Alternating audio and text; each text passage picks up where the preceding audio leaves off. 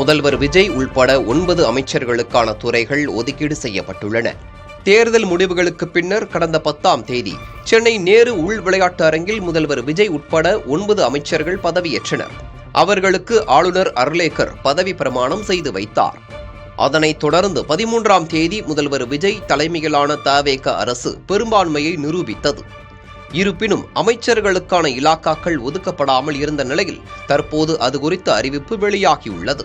அதன்படி முதல்வர் விஜய்க்கு மிக முக்கியமான துறைகள் ஒதுக்கப்பட்டுள்ளன. காவல், உள்துறை, பொது நிர்வாகம், மகளிர், இளைஞர், குழந்தைகள், மாற்றுத்திறனாளிகள் நலத்துறைகள் முதல்வர் விஜய்க்கு ஒதுக்கீடு செய்யப்பட்டுள்ளன. மேலும் நகராட்சி நிர்வாகம், குடிநீர் விநியோகம், சிறப்பு திட்ட செயலாக்கம் ஆகிய துறைகளும் அவர் வசமே உள்ளன. முதல்வர் விஜயுடன் பதவியேற்ற 9 அமைச்சர்களுக்கான துறைகள் என்னென்ன என்பது குறித்து அறிவிக்கப்பட்டுள்ளது. அதன்படி தவேக பொதுச் செயலரும் தியாகராய நகர் தொகுதி எம்எல்ஏவுமான என் ஆனந்திற்கு ஊரக வளர்ச்சியும் நீர்வளத்துறையும் ஒதுக்கீடு செய்யப்பட்டுள்ளன. மேலும் ஊராட்சி ஒன்றியம், வறுமை ஒழிப்பு திட்டம், கிராமப்புற கடன் சுமை, நீர்ப்பாசனம், சிறு பாசனம் ஆகிய துறைகளும் அமைச்சர் என் ஆனந்த் வசம் உள்ளன. அதேபோல் ஆதவ் அர்ஜுனாவிற்கு நெடுஞ்சாலைகள், சிறு துறைமுகங்களுடன் கூடிய பொதுப்பணித்துறையும் விளையாட்டுத்துறையும் ஒதுக்கப்பட்டுள்ளன. அமைச்சர் செங்கோட்டையனுக்கு நிதித்துறையும் ஓய்வூதிய பலன்கள் துறையும் ஒதுக்கப்பட்டுள்ளன. அமைச்சர் அருண்ராஜுக்கு சுகாதாரத்துறையும் மக்கள் நல்வாழ்வுத்துறையும் ஒதுக்கீடு செய்யப்பட்டுள்ளன. வெங்கட ரமணனிடம் உணவு பொது விநியோகத்துறை ஒப்படைக்கப்பட்டுள்ளன. முதல்வர் விஜயுடன் பதவியேற்ற அமைச்சர் நிர்மல்குமாருக்கு மின்சாரம், சட்டம், ஊழல் தடுப்பு ஆகிய துறைகள் ஒதுக்கீடு செய்யப்பட்டுள்ளன. இவர் மதுரை திருப்பரங்குன்றம் தொகுதியில் வெற்றி பெற்றிருந்தார்.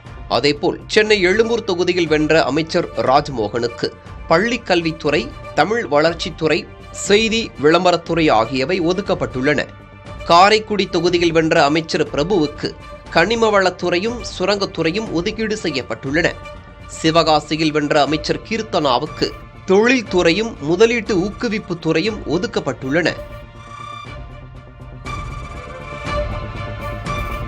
பட்ஜெட் தாக்கலுக்கு பிறகே மகளிர் உரிமை தொகை 2500 ரூபாயாக வழங்குவது குறித்து முடிவு செய்யப்படும் என அமைச்சர் CTR நிர்மல்குமார் தெரிவித்தார். மதுரையில் செய்தியாளர்களிடம் பேசியவர் முதல்வர் விஜய் தேவையான நேரத்தில் செய்தியாளர்களை சந்திப்பார் என்றும் செய்தியாளர்களை சந்திக்க வேண்டிய கட்டாயம் தற்போது இல்லை என்றும் தெரிவித்தார்.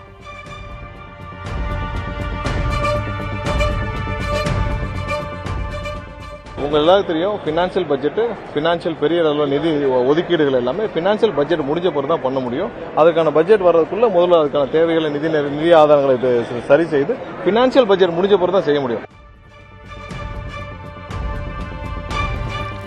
மக்கள் நீதி மய்யம் கட்சித் தலைவர் கமல்ஹாசன் முதல்வர் விஜயை நீலாங்கரையில் உள்ள அவரது வீட்டில் சந்தித்து பேசினார். இந்த சந்திப்பு குறித்து தனது எக்ஸ் பக்கத்தில் புகைப்படத்துடன் பதிவிட்ட கமல்ஹாசன், மரியாதை நிமித்தமான இந்த சந்திப்பில் திரைத்துறை சார்ந்த 6 முக்கிய கோரிக்கைகளை முன்வைத்ததாக கூறியுள்ளார். தமிழ்நாட்டை மேம்படுத்தும் பல கனவுகளை உற்சாகத்துடன் விஜய் பகிர்ந்து கொண்டதாகவும் சந்திப்பின் போது அவர் காட்டிய பண்பும் அன்பும் நெகிழ்ச்சியளித்தது என்றும் கமல்ஹாசன் குறிப்பிட்டுள்ளார்.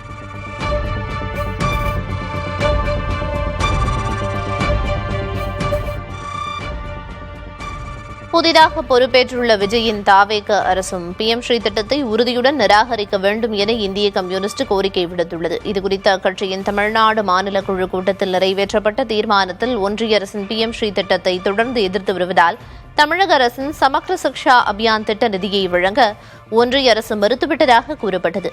எனவே PM ஸ்ரீ திட்டத்தை ஏற்று கையெழுத்திட வேண்டும் என கடந்த 7ஆம் தேதி ஒன்றிய அரசு எழுதிய கடிதத்தை நிராகரிக்க வேண்டும் என தீர்மானத்தில் தெரிவிக்கப்பட்டுள்ளது.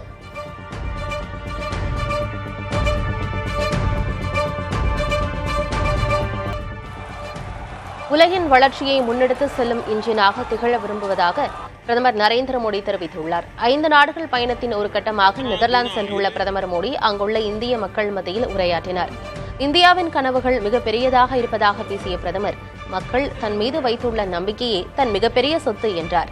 இந்தியாவின் இலக்குகள் எல்லையற்றவை என்றும் அதற்கான முயற்சிகளும் வரம்பற்றவை என்றும் பிரதமர் பேசினார். முன்னதாக பிரதமர் மோடிக்கு நெதர்லாந்து வாழ் இந்தியர்கள் உற்சாக வரவேற்பு கொடுத்தனர்.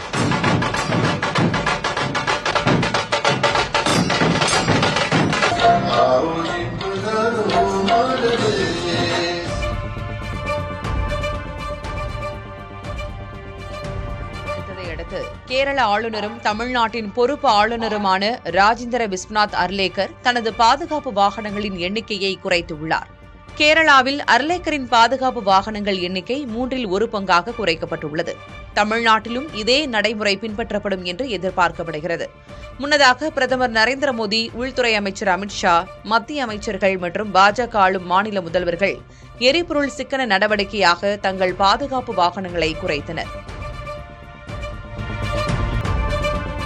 தமிழக சட்டமன்ற தேர்தலில் வெளிநாட்டு குடியுரிமை பெற்றவர்கள் போலி ஆவணங்கள் மூலம் வாக்களித்ததாக எழுந்த புகாரை அடுத்து இந்திய தேர்தல் ஆணையம் இதுகுறித்து தீவிர விசாரணைக்கு உத்தரவிட்டுள்ளது.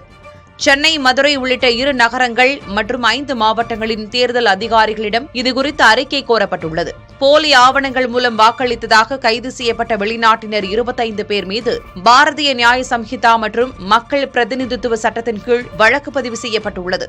வாக்காளர் பட்டியல் சிறப்பு திருத்தத்தின் போது வீட்டில் இல்லாத குடும்ப உறுப்பினருக்கு பதிலாக மற்றொருவர் படிவத்தில் கையெழுத்திடும் நடைமுறை தவறாக பயன்படுத்தப்பட்டிருக்கலாம் என சந்தேகிக்கப்படுகிறது.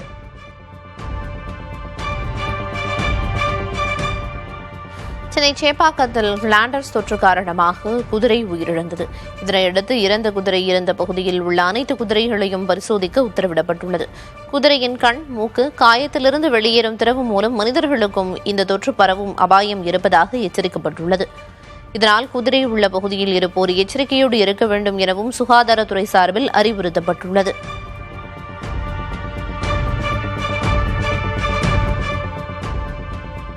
கேரள மாநிலம் ஆலப்புழா மாவட்டம் எடத்துவாவில் உள்ள புகழ்பெற்ற புனித ஜார்ஜியார் திருத்தல பெருவிழா பிரம்மாண்ட சப்பர பவனியுடன் நிறைவடைந்தது. தமிழக பக்தர்களுக்காக முதல் 10 நாட்களும் கேரள பக்தர்களுக்காக அடுத்த 10 நாட்களும் நடத்தப்படும் இந்த பாரம்பரிய விழாவில் 2 மாநிலங்களிலிருந்தும் பல்லாயிரக்கணக்கானோர் கலந்து கொண்டனர். நிறைவு நாள் ஊர்வலத்தில் தமிழகத்தைச் சேர்ந்த பக்தர்கள் சப்பரத்தை தோளில் சுமந்து பக்தி பரவசத்துடன் நேர்த்திக்கடன் செலுத்தினர்.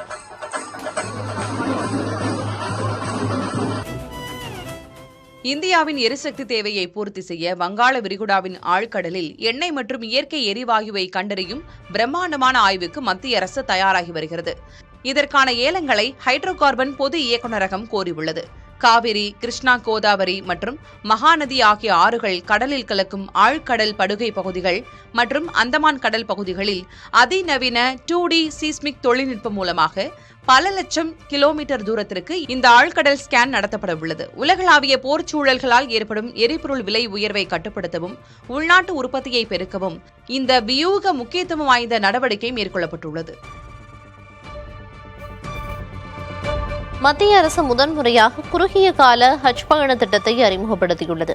வழக்கமாக ஹஜ் பயணம் மேற்கொள்ள 40 முதல் 45 நாட்கள் ஆகும். ஆனால் வணிகர்கள் மற்றும் வேலைக்கு செல்பவர்கள் நீண்ட நாட்கள் விடுப்பு எடுக்க முடியாத நிலை உள்ளது. அவர்களின் கோரிக்கையை ஏற்று அனைத்து முக்கிய சடங்குகளையும் உள்ளடக்கி வெறும் 20 நாட்களில் முடித்து திரும்பும் வகையில் இந்த புதிய திட்டம் கொண்டுவரப்பட்டுள்ளது. சென்னை, டெல்லி, மும்பை, பெங்களூரு உள்ளிட்ட முக்கிய நகரங்களிலிருந்தும் இதற்கான விமானங்கள் இயக்கப்பட உள்ளன.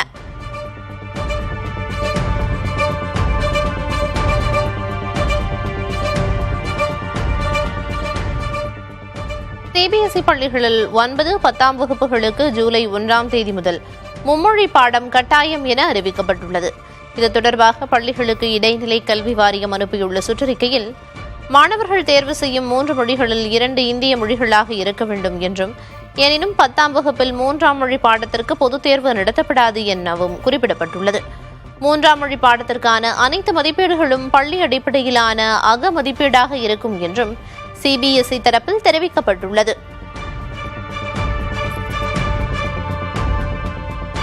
நீட் வினாத்தாள் கசிவு விவகாரத்தில் மனிஷா மந்தாரே என்ற மேலும் ஒருவர் கைது செய்யப்பட்டுள்ளார். தேசிய தேர்வு முகமையில் முக்கிய பொறுப்பு வகிக்கும் இவர் உயிரியல் துறை விரிவுரையாளர் ஆவார். நீட் வினாத்தாளில் உயிரியல் தொடர்பான கேள்விகளை தயாரித்த இவரே தரகர் ஒருவர் மூலம் அதை கசியவிட்டதாகவும் கருதப்படுகிறது. முன்னதாக இவ்வழக்கில் முக்கிய குற்றவாளியாக கருதப்படும் குல்கர்னி என்பவரும் கைது செய்யப்பட்டிருந்தார். இவ்வழக்கில் இதுவரை 3 பேரை சிபிஐ கைது செய்திருக்கிறது. இம்மாதம் 3ஆம் தேதி நடைபெற்ற நீட் தேர்வு வினாத்தாள் கசிந்ததால் அத்தேர்வு ரத்து செய்யப்பட்டுள்ளது. வரும் ஜூன் 21ஆம் தேதி மறுதேர்வு நடைபெறவுள்ளது. உத்தராகண்ட் ஹரித்வாரில் சனி அமாவாசையை முன்னிட்டு ஆயிரக்கணக்கான பக்தர்கள் கங்கை நதியில் புனித நீராடினர். ஹரித்வாரில் உள்ள புகழ்பெற்ற ஹர்கி பௌரி படித்துறையில் குவிந்த பக்தர்கள் கங்கை நதியில் நீராடி தங்களது முன்னோர்களுக்கு தர்ப்பணம் அளித்தனர். மகளிர் மற்றும் முதியவர்கள் சிரமமின்றி நீராட தேவையான வசதிகளை உள்ளூர் நிர்வாகம் செய்து கொடுத்திருந்தது. சனி அமாவாசை நாளில் கங்கையில் நீராடுவது பாவங்களை போக்கி நற்பலன்களை தரும் என்பது பக்தர்களின் நம்பிக்கையாக உள்ளது.